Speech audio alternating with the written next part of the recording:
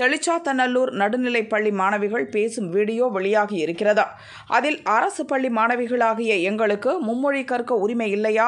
ஏழை மாணவர்களாகிய எங்களுக்கு இந்த வாய்ப்பை வழங்க அனுமதி கொடுங்கள் என முதல்வர் ஸ்டாலினுக்கு மாணவிகள் கோரிக்கை வைத்துள்ளனர். அரசு பள்ளி மாணவர்களாகிய எங்களுக்கு மும்மொழி கொள்கை கல்வி கற்க உரிமை இல்லையா? ஏழை மாணவர்களாகிய எங்களுக்கு இந்த வாய்ப்பை வழங்க அனுமதி கூறுங்கள். இப்படிக்கு ராமநாதபுரம் மாவட்டம் பரமக்குடி ஒன்றியம் தெளிச்சாத்தநல்லூர் ஊராட்சி ஒன்றிய நடுநிலை பள்ளி மாணவர்கள். இத்தனை நாளா பாத்தீங்கன்னா எலெக்ஷன் வந்துச்சுன்னா விஜய் அண்ணாக்கு தான் ஓட்டு போடுவோம் அப்படின்னு சொல்லி நிறைய பேர் யோசிச்சுட்டு இருந்திருப்பாங்க. விஜய் அண்ணனுக்காக ஓட்டு போடுறதுக்காகவே இந்த வருஷம் பாத்தீங்கன்னா நிறைய பேர் ஓட்டர் ஐடிக்கு அப்ளை பண்ணியிருக்காங்க.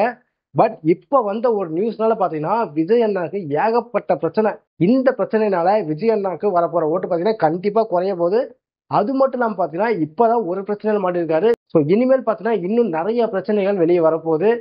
இது மூலியமா பாத்தீங்கன்னா விஜய் அண்ணாவை நம்ம படத்துல பாக்குற ஆங்கிள் வேறையா இருக்கு. பட் அவர் ரியல் லைஃப்ல அவரை பாக்குற ஆங்கிள் வேற மாதிரி இருக்கு அப்படிங்கிறது நம்ம தெரிஞ்சுக்க போறோம். இதுக்கெல்லாம் காரணம் யாரு அப்படின்னு பார்த்தோம்னா பிஜேபியை சேர்ந்த அண்ணாமலை அவர்கள் தான் காரணம். அவர் ஒரு வார்த்தையை சொன்னாரு. இந்த ஒரு வார்த்தை பார்த்தீங்கன்னா இவ்வளவு பெரிய பூகம்பமா மாறும் அப்படின்னு யாருமே எதிர்பார்க்கல. இது எல்லாத்துக்குமே பேஸான ப்ராப்ளம் என்ன அப்படின்னு பார்த்தோம்னா மும்மொழி கொள்கை. இந்த மும்மொழி கொள்கை வரக்கூடாது அப்படின்னு சொல்லி நம்ம தமிழ்நாட்டில் இருக்கிற அரசியல்வாதிகள் பொழந்துகிட்டு இருக்காங்க, போராடிக்கிட்டு இருக்காங்க. மக்களை பிரிட்டிஷ்ல இருந்து காப்பாத்துற மாதிரி போராடி உயிரை கொடுத்து ரத்தத்தை கொடுத்து காப்பாத்திக்கிட்டு இருக்காங்க. இப்படி என்னதான்ப்பா இந்த மும்மொழி கொள்கையில இருக்கு? இந்த மும்மொழி கொள்கையில தலையிட்டு நிறைய அரசியல்வாதிகளுக்கு பயங்கரமான அடி விழுந்திருக்கு. அதுல நம்ம விஜய் அண்ணாவுக்கும் ஒரு பெரிய அடின்னு தான் சொல்லணும். இந்த வீடியோல மும்மொழி கொள்கைனா என்ன, எதனால மக்கள் போடுற ஓட்டோட எண்ணிக்கை விஜய் அண்ணாவுக்கு கம்மியாகும் அப்படின்னு சொல்றீங்க அப்படிங்கிற டவுட்டுக்கும், அடுத்தது அண்ணாமலை அவர்கள் அப்படி என்னத்தான்ப்பா சொன்னாரு அப்படிங்கிற டவுட்டுக்குமே பாத்தீங்கன்னா இந்த வீடியோல ஆன்சர் இருக்கு. அதுக்கு முன்னாடி நான் தான் உங்களுக்கு ஹரிஷ். நீங்க பார்த்துட்டு இருக்கிறது இந்தியன் ஃபேக்ட்ஸ் இன்ஃபோ சேனல். அப்படி நம்ம சேனலை சப்ஸ்கிரைப் பண்ணி நம்மளுக்கு சப்போர்ட் பண்ணிருங்க. வாங்க வீடியோக்குள்ள போலாம். விஜய் அண்ணாக்கு ஓட்டு கம்மியாகவும் அவரோட பேர் டேமேஜ் ஆனதுக்கு காரணமும் அண்ணாமலை அவர்கள் சொன்னதுக்கான காரணமும் எல்லாம் ஒரே விஷயம் தான். இந்த மும்மொழி கொள்கைனா என்னப்பா அப்படின்னு நிறைய பேருக்கு தெரியாது. அதை என்ன அப்படின்னு ஃபர்ஸ்ட் எக்ஸ்பிளைன் பண்ணிடுறேன். இந்த மும்மொழி கொள்கை அப்படின்னா என்னன்னா தமிழ்நாட்டில் 3 லாங்குவேஜ் படிக்கலாம் அப்படின்ற மாதிரி தான். அதாவது 3 லாங்குவேஜ்னா என்ன லாங்குவேஜ் அப்படின்னு நீங்க கேட்டீங்கன்னா, ஃபர்ஸ்ட் லாங்குவேஜா தாய்மொழி என்னவோ அதை தான் படிக்கணும் ஸ்டூடெண்ட்ஸ். அப்படிங்கிறப்ப நம்ம தமிழை கன்ஃபார்மா படிக்க போறோம். தமிழை நம்ம ஸ்கிப் பண்ண போறதே இல்லை. அதை தெளிவாக புரிஞ்சுக்கோங்க. அடுத்ததான் செகண்ட் லாங்குவேஜா என்ன இருக்கு அப்படின்னு பார்த்தோம்னா இங்கிலீஷ் தான். ஃபர்ஸ்ட் லாங்குவேஜ் தாய்மொழி அது மேண்டேட்ரி தமிழ்நாட்டில். அடுத்தது செகண்ட் லாங்குவேஜ் இங்கிலீஷ், இதுவும் மேண்டேட்ரி தமிழ்நாட்டில். அடுத்ததா தேர்ட் லாங்குவேஜ் என்ன, அங்கதான் இவ்வளவு பெரிய பிரச்சனையே உருவாகிட்டு இருக்கு. அந்த தேர்ட் லாங்குவேஜ் என்ன அப்படின்னு நம்ம பார்த்தோம்னா அது இந்தியாவில் இருக்கிற எந்த ஒரு மொழியா இருந்தாலுமே சரி, நான் கன்னடம் படிக்கிறேன், மலையாளம் படிக்கிறேன், ஹிந்தி படிக்கிறேன், என்ன வேணாலும் படிச்சுக்கலாம். ஓகேங்களா? தெலுங்கு படிக்கிறேன், எது படிக்கிறனாலும் படிச்சுக்கலாம். இந்தியாவில் இருக்கிற எந்த ஒரு மொழி வேணாலும் படிச்சுக்கலாம். என்னப்பா இந்தியாவில் இருக்கிற மொழி மட்டும்தானா? என் பையனை ஜாப்பனீஸ் படிக்க வைக்கலான் இருக்கேன், பிரெஞ்சு படிக்க வைக்கலான் இருக்கேன் அப்படின்னம்னா அதுவும் படிக்கலாம். ஃபாரின் மொழி ஒரு 7-8 மொழி கொடுத்துருக்காங்க. அதெல்லாம் லிஸ்ட் பார்த்தீங்கன்னா ஒரு சைட்ல வரும், அதெல்லாம் செக் பண்ணி பாருங்க. இது எல்லாமே படிக்கலாம். அந்த தேர்ட் லாங்குவேஜ்ங்கிறது ஹிந்தி மட்டும்தான் படிக்கணும் அப்படின்னு சொல்லி எந்த ஒரு ரூலுமே கிடையாது. தேர்ட் லாங்குவேஜா நம்ம எது வேணாலும் சூஸ் பண்ணி படிச்சுக்கலாம். இந்தியாவில் இருக்கிற மொழியா இருந்தாலும் சரி, அயல் நாட்டு மொழியா இருந்தாலும் சரி. இதுதான் பார்த்தீங்கன்னா இந்த மும்மொழி கொள்கை. இந்த மும்மொழி கொள்கையில பார்த்தீங்கன்னா இந்த எக்ஸ்ட்ரா லாங்குவேஜுக்கு வர ஸ்டாஃபுக்கு யார் பே பண்ணுவாங்க அப்படின்னு பார்த்தோம்னா 60% சென்ட்ரல் கவர்மெண்ட் பே பண்ணிடுவாங்க. 40% பார்த்தீங்கன்னா ஸ்டேட் கவர்மெண்ட் பே பண்ணும். ஓகேங்களா? சரிப்பா, இந்த மும்மொழி கொள்கை இப்ப தமிழ்நாட்டுல இது வரைக்கும் இல்லையே, இப்ப ஏப்பா அதை புதுசா கொண்டு வரணும் அப்படின்னு நினைக்கிறீங்க அப்படின்னு கேட்டோம்னா, இந்த மும்மொழி கொள்கை தமிழ்நாட்டுல இல்லவே இல்லைன்னு சொல்லவே முடியாதுங்க. ஏன்னா தமிழ்நாட்டுல இருக்கிற சிபிஎஸ்இ ஸ்கூலா இருக்கட்டும், நிறைய பிரைவேட் ஸ்கூல்ல இந்த மும்மொழி கொள்கை போய்கிட்டு தான் இருக்கு. முக்கியமா சொல்ல போனா பல அரசியல்வாதிகள் அவங்களுக்கு சொந்தமா பல சிபிஎஸ்இ ஸ்கூலை வச்சிருக்காங்க. ஒரு 100 ஸ்கூல் இருக்குன்னா அதுல 80 ஸ்கூல் அரசியல்வாதிகளோட ஸ்கூலா தான் இருக்கு. அது திமுகவா இருக்கட்டும், அதிமுகவா இருக்கட்டும், நம்ம விஜய் அண்ணாவா இருக்கட்டும், எல்லாத்துக்குமே ஸ்கூல் இருக்குது. இதுலதான் விஜய் அண்ணாவும் மாட்டிக்கிட்டாரு. அவருக்குமே ஒரு ஸ்கூல் இருக்கு, சிபிஎஸ்இ ஸ்கூலு.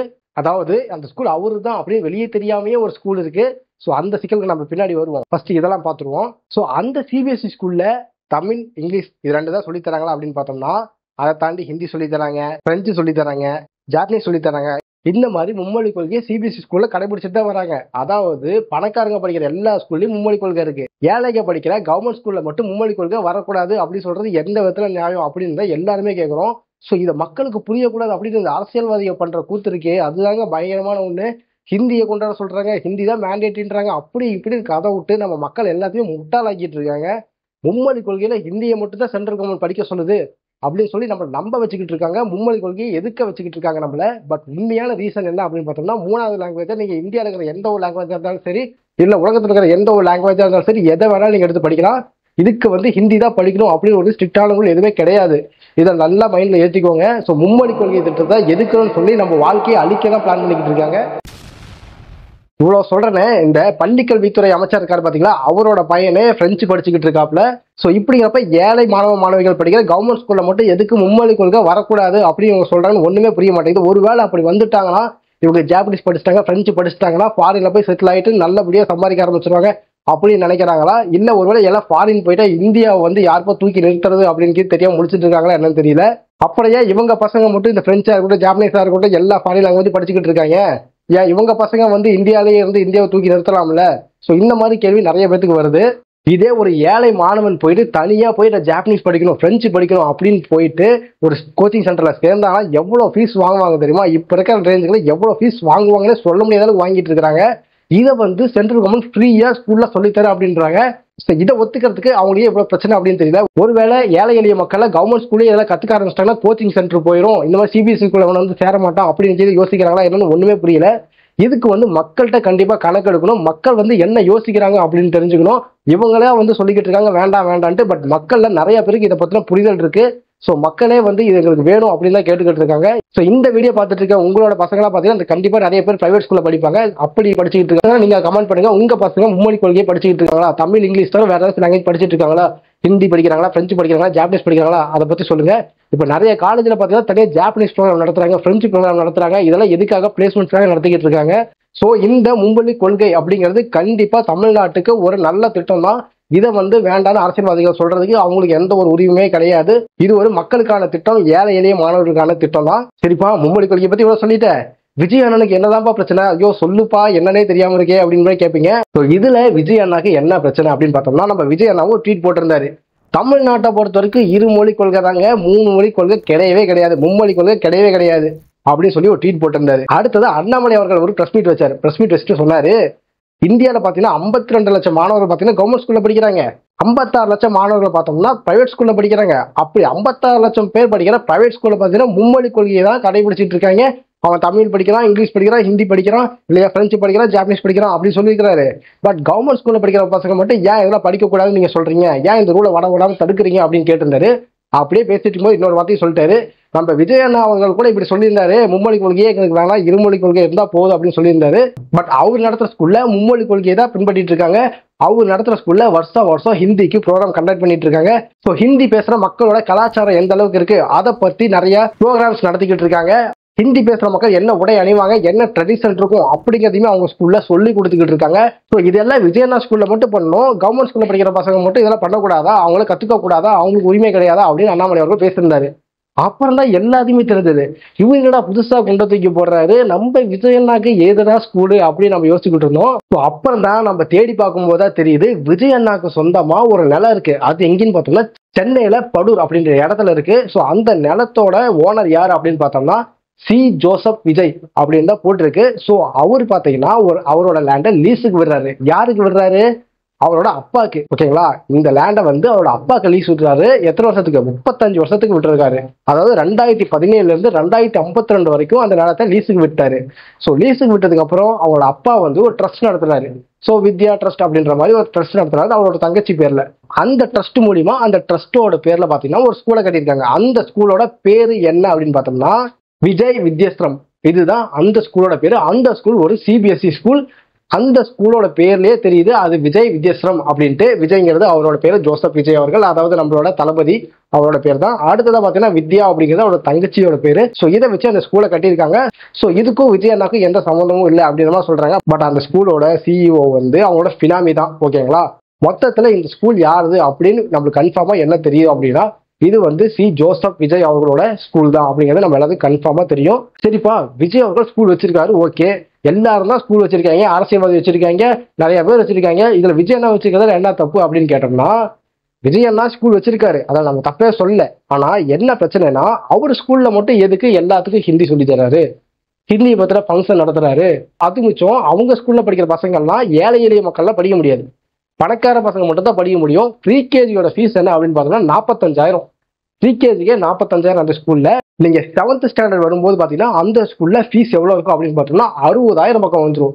சொல்ல போனா இந்த அமௌண்ட் இருந்தா காலேஜே படிக்கலாம். அந்த அளவுக்கான ஃபீஸ் தான் 7th ஸ்டாண்டர்டுக்கே இருக்கு. இந்த ஸ்கூல்ல மும்மொழி கொள்கையை கடைபிடிக்கிறாங்க. ஹிந்தியை வளர்க்குறாங்க, பிரெஞ்சை வளர்க்குறாங்க, ஜாப்பனீஸை வளர்க்குறாங்க, எல்லாமே வளர்க்குறாங்க.